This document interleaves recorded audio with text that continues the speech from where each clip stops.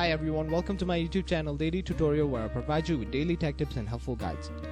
In this tutorial, I'm going to show you how you can log into your online banking account for Barclays Bank. First, make sure you have a good internet connection and it's working properly. Then go ahead and open up a web browser. On the search bar, type in barclays.co.uk. Press enter. Now once you land on this page, click on the option that says login right here.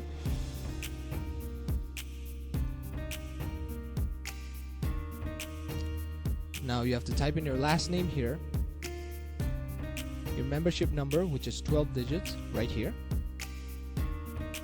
and if you want the website to remember your last name and your login method, click on this box and then click on continue.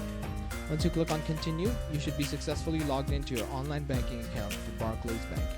And that is it. Thank you very much for watching this video. Be sure to leave a like, share this video, and subscribe to our channel for more helpful guides just like this.